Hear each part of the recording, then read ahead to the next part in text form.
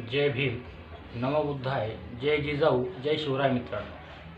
मित्रांनो, हा व्हिडिओ मी माझ्यावर झालेल्या अन्यायासंदर्भात बनवत आहे. मी संजय किसन भगत बौद्ध, राहणार वाघनगर, जळगाव. मी विवेकानंद प्रतिष्ठान जळगाव, आय रिपीट, मी विवेकानंद प्रतिष्ठान जळगाव या संस्थेमध्ये 7 वर्ष माध्यमिक विभागामध्ये हिंदी शिक्षक म्हणून काम केलेले आहे. त्यापैकी संस्थेची एक शाखा Kashinath Palod public school CBSE येथे मी सन 2013 ते 16 या कालावधीमध्ये काम केलेले आहे.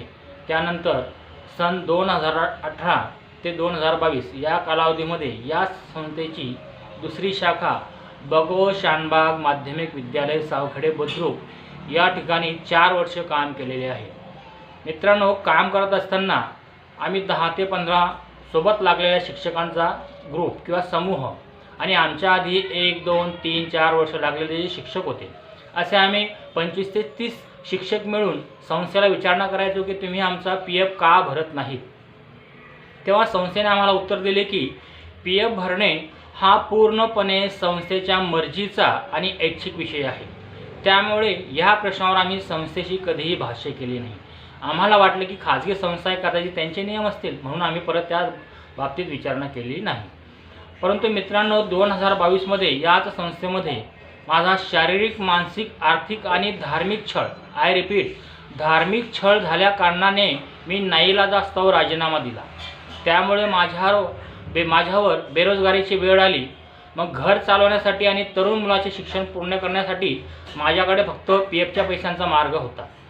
मी रीतसर ऑनलाईन नोंदणी करून PF मिळण्याची विनंती केली, परंतु तो मिळत असताना मला काही तांत्रिक अडचणी निर्माण झाल्या. त्या संस्थेच्या चुकीमुळे, त्यात माझी कुठलीही चूक नव्हती. संस्थेच्या चुकीमुळे मला काही तांत्रिक अडचणी निर्माण झाल्या. त्यामुळे मला जळगाव आणि नाशिक EPFO ऑफिसच्या वारंवार फेऱ्या माराव्या लागल्या किंवा चक्रा माराव्या लागल्या. त्यातच माझी ओळख समाजसेवक श्री शैलेश कुलकर्णी सर यांच्याशी झाली व त्यांनी मला विचारलं की तुमची काय समस्या आहे. जेव्हा मी त्यांना माझी कागदपत्रे दाखवले, त्यांनी माझ्या निदर्शनास आणून दिले की ह्या संस्थेने PF भरताना तुमची फसवणूक केलेली आहे.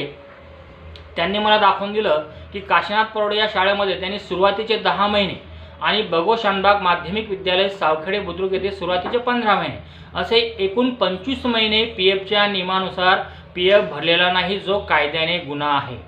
तुम्ही रीतसर EPFO ऑफिसला तक्रार करा आणि तुमचा PF मिळवा. तर मी सर्व आवश्यक कागदपत्रे, जसे बँकेचं स्टेटमेंट असेल, PFचं पासबुक असेल, पगारपत्रके असतील, अनुभव दाखले असतील, हे सर्व जोडून 2 फेब्रुवारी 2023 रोजी, बघा तुम्हाला जर इथे तारीख दिसत असेल, 2 फेब्रुवारी 2023 रोजी संस्थेच्या संपूर्ण चौकशीची मागणी लिखित स्वरूपामध्ये केली. मी पुन्हा एकदा उल्लेख करतो, संस्थेच्या संपूर्ण चौकशीची मागणी लिखित स्वरूपात केली. माझ्यासह सर्व कर्मचाऱ्यांची चौकशी होऊन त्यांना त्यांचा हक्काचा आणि कष्टाचा PF मिळवून द्यावा अशी विनंती मी केली. मित्रांनो, संस्था म्हणजे काय एक व्यक्ती नसते. संस्था म्हणजे एक समूह असते, ज्यांच्या अनेक शाखा आणि हजारो कर्मचारी त्या संस्थेमध्ये काम करत असतात. जर मी संस्थेची तक्रार केलेली आहे तर फक्त माझीच चौकशी करण्यात का आली, याचं उत्तर मला नाशिक EPFO आणि जळगाव यांनी जाहीररित्या द्यावं असं मी आवाहन करतो. मी तक्रार करताना 2 तक्रारी केल्या होत्या. एक, माझा पैसा मला मिळावा आणि इतरांची सुद्धा अशीच फसवणूक झालेली आहे, तर त्यांची चौकशी होऊन त्यांना सुद्धा त्यांचा पैसा मिळवण्यात यावा. मित्रांनो, ह्या गोष्टीचा पाठपुरावा करत असताना सुरुवातीला जेव्हा मी जळगाव ऑफिसला जायचो, तो जळगाव EPFO ऑफिसचे प्रमुख यांनी मला उत्तर दिलं की तुमच्या तक्रारीवर आम्ही संस्थेला शोकॉज नोटीस पाठवलेली आहे आणि माझ्या समक्ष त्यांनी रेकॉर्ड मागणीसाठी फोनसुद्धा केलेत. शिवाय त्यांनी हे सुद्धा सांगितले की संजय भगत यांचे रेकॉर्ड वेगळे किंवा स्वतंत्र घेऊन या. पण त्यानंतर जेव्हा आम्ही पाठपुरावा सुरू केला, तेव्हा जळगाव EPFO आणि नाशिक EPFO यांच्याकडून मला उडवाउडीचे उत्तर मिळायला लागले. त्यांनी आम्हाला सांगितलं की जे कर्मचारी आमच्याकडे तक्रार आणि पुरावे घेऊन येतील, आम्ही फक्त त्यांनाच न्याय देऊ. आता तुम्हीच सांगा, जळगाव आणि नाशिक EPFO यांचे हे उत्तर तर्कसंगत किंवा कायद्याला अनुसरून आहे का? जर मी संस्थेची चौकशी केलेली आहे तर फक्त माझीच चौकशी का झाली? मी तुम्हाला आधीच सांगितलं, संस्था म्हणजे समूह असतो ज्यांच्या अनेक शाखा आणि हजार कर्मचारी काम करत असतात. आणि मला सांगतात दासिक आणि EPFO सांगतात की तुम्ही आम्हाला पुरावे द्या. आता मला सांगा, मी इतरांचे पुरावे यांना कसे देणार? आणि जर मी ते दिलेही तर उद्या संस्थेने त्यांना नोकरीतून कमी केले तर त्यांची आणि त्यांच्या परिवाराच्या पालनपोषणाची जबाबदारी, मुलांच्या शिक्षणाची जबाबदारी EPFO जळगाव आणि नाशिक घेणार आहे का? तशी हमी जर मला नाशिक आणि जळगाव EPFO देत असेल तर मी इतरांचे सुद्धा कागदपत्र त्यांना आणून द्यायला तयार आहे. पण मुळात ही त्यांची मागणी चुकीची आणि अन्यायकारक आहे. मी माझ्या नावासहित योग्य पुरावे देऊन लिखित स्वरूपामध्ये तक्रार केलेली आहे, तर EPFO जळगाव आणि नाशिक मला तोंडी उत्तर कसे देऊ शकते? माझ्या तक्रारीला त्यांना लिखित उत्तर आणि चौकशीचा अहवाल देणे त्यांना कायद्याने बंधनकारक असून सुद्धा ते मला उडवाउडीची उत्तरं देत आहेत. त्याशिवाय मी अनेक तक्रारी केल्या आहेत. मी जवळपास संस्थेच्या 7 तक्रारी केलेल्या आहेत.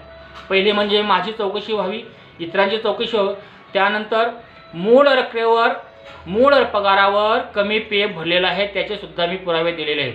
आता नियमाने जर कोणी 1 रुपयाची जरी आर्थिक फसवणूक करत असेल तर तो फौजदारी गुन्हा होतो. 420 अंतर्गत फौजदारी गुन्हा होतो. त्यानंतर आमच्या कोरोना काळामध्ये 30% पगार कपात केलेला आहे, तर त्यावर सुद्धा PF भरलेला नाही. शिवाय जो कपात केलेला पगार मला 3 महिन्याचा त्यांनी दिलेला आहे, इतरांना 5 महिन्याचा दिलेला आहे, त्या 3 महिन्याच्या सुद्धा भरलेला नाही. शिवाय रजेच्या पगारावर सुद्धा त्यांनी PF भरलेला नाही. शिवाय जी पगारवाढ असते त्याचा जो फरक आम्हाला अदा केला जातो त्यावर सुद्धा त्यांनी PF भरलेला नाही. आणि त्यानंतर PFशी संबंधित 3 फॉर्म असतात. 3 फॉर्म म्हणजे याच्यामध्ये सगळा लेखाजोखा PFचा असतो. त्या 3 फॉर्मचा नियम असा आहे की निवेदन दिल्यापासून 72 तासाच्या आत ते उपलब्ध करून देणं संस्थेला बंधनकारक आहे, नाहीतर त्यांच्यावर EPFO फौजदारी गुन्हा दाखल करू शकतो. मित्रांनो, मी 7 एप्रिल 2023 रोजी संस्थेला 3 फॉर्मची मागणी केलेली आहे, परंतु अद्यापर्यंत त्यांनी मला ते उपलब्ध करून दिलेले नाही. तेच जाऊ द्या, मी आजपर्यंत त्यांना जेवढेही निवेदन किंवा तक्रारी द्यायला गेलेलो आहे त्यांनी माझ्या तक्रारी स्वीकारलेल्या नाहीत. त्यांनी मला स्पष्ट सांगितलं की तुम्ही कोणाकडेही जा, आमचं कोणीही काही वाकडा करू शकत नाही. त्यानंतर मी त्यांना ईमेलद्वारे, पोस्टाच्या माध्यमाने सुद्धा त्यांना मी निवेदनं पाठवलेले, त्यांनी ते सुद्धा स्वीकारलेले नाहीत. त्या सर्व पुरावे मी सांभाळून ठेवलेले आहेत. मी आजपर्यंत त्यांना ज्या मागण्या केलेल्या आहेत ते सर्व ईमेल त्याच्या झेरॉक्स प्रती काढून मी ठेवलेल्या आहेत मित्रांनो. तर EPFO असे मला उडवडीचे उत्तरे देत आहे मित्रांनो. पाठपुरावा करत असताना मला जो खर्च येतो, ऑफिसला येण्या जाण्याचा, पेट्रोल लागतं, प्रवास भाडे लागतं, झेरॉक्स काढण्यासाठी मला खर्च लागतो, ऑनलाईन प्रिंट करण्यासाठी झेरॉक्स लागतो, मला तक्रारीची 1 प्रत आणि OCची 1 प्रत असा खूप खर्च येतो. याच्यातून माझा शारीरिक, मानसिक आणि आर्थिक छळ EPFO करत आहे मित्रांनो. 8 महिन्याचा कालावधी उलटून गेला परंतु EPFO कारवाई करायला तयार नाही. EPFOची स्थापना जर ग्राहकाच्या हितसंबंधांचे रक्षण करण्यासाठी झालेली आहे, EPFOची स्थापना जर ग्राहकांच्या हितसंबंधांचे रक्षण करण्यासाठी झाली तर हा अन्याय कसा होतो? EPFO झोपा काढतंय का? म्हणजे आम्ही आमच्या न्याय हक्कासाठी लढायचं की नोकरी करून आमच्या परिवाराच्या पालनपोषणाची जबाबदारी पार पाडायची, हे मला EPFOने सांगावं. मग EPFOची स्थापना झाली कशासाठी आणि EPFO करतंय काय आहे?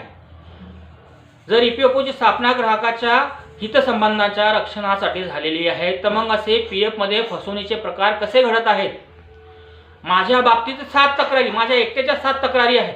मग इतर कर्मचाऱ्यांच्या किती असतील? म्हणून मी जाहीरपणे EPFOला विनंती करतो की त्यांनी लवकरात लवकर सर्व कर्मचाऱ्यांची चौकशी करून त्यांना त्यांच्या हक्काचा पैसा मिळवून द्यावा. मित्रांनो, पुण्यामध्ये अशीच एक घटना घडलेली होती. पुण्या EPFOने ती बातमी वृत्तपत्रामध्ये निवेदन दिलेलं आहे. आता जवळच एक 5-7 दिवसापूर्वी संभाजीनगर येथे काहीतरी PFचं प्रकरण घडलेलं आहे.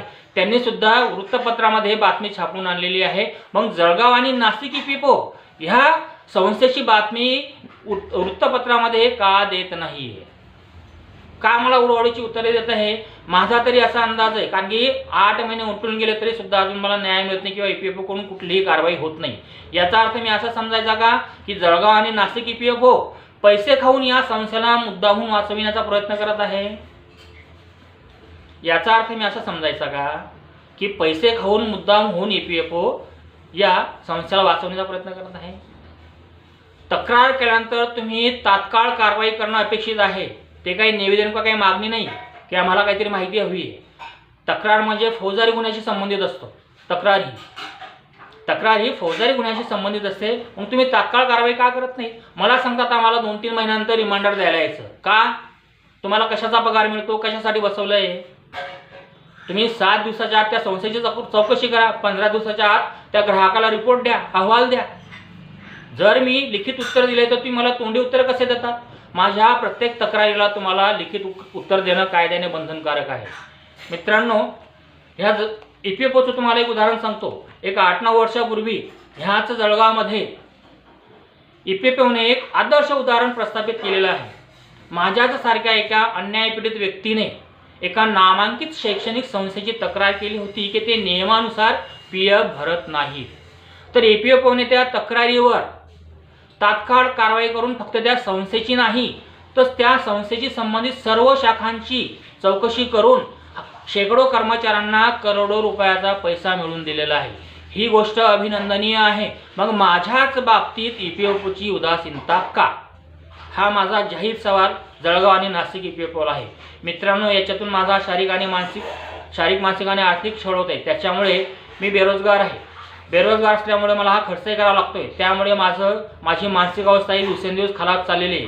उद्या उठून जर माझं काही बरवाईट झालं तर यासाठी संपूर्णपणे जबाबदार, मी पुन्हा उल्लेख करतो, यासाठी संपूर्णपणे जबाबदार नाशिक आणि जळगाव EPFO कार्यालय असतील. हे जाहीरपणे मी सांगतो. त्यासोबत मी सरकारला सुद्धा, महाराष्ट्र शासनाला सुद्धा विनंती करतो की आपण EPFO जळगाव आणि नाशिक यांनाच नाही तर महाराष्ट्रातील सर्व EPFO कार्यालयांना निर्देश द्यावेत की त्यांनी ज्या खाजगी संस्था आहेत त्यांच्या स्थापनेपासून ते आत्तापर्यंत, मी पुन्हा एकदा उल्लेख करतो, त्यांच्या स्थापनेपासून ते आत्तापर्यंत सर्व त्यांची चौकशी करून ते खरंच EPFOच्या नियमांचं पालन करत आहेत की नाहीत याची चौकशी करावी. आणि ज्या ज्या संस्था दोषी असतील त्यांच्या मान्यता रद्द करून त्यांच्यावर फौजदारी गुन्ह्यांतर्गत कारवाई करावी. हे महाराष्ट्र शासनाला माझी हात जोडून विनंती.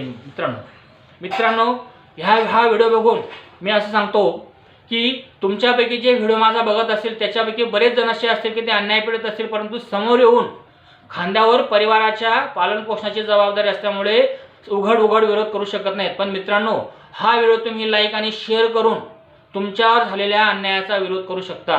म्हणून हा व्हिडिओ जास्तीत जास्त लोकांपर्यंत पोहोचवा अशी मी तुम्हाला नम्र विनंती करतो. धन्यवाद.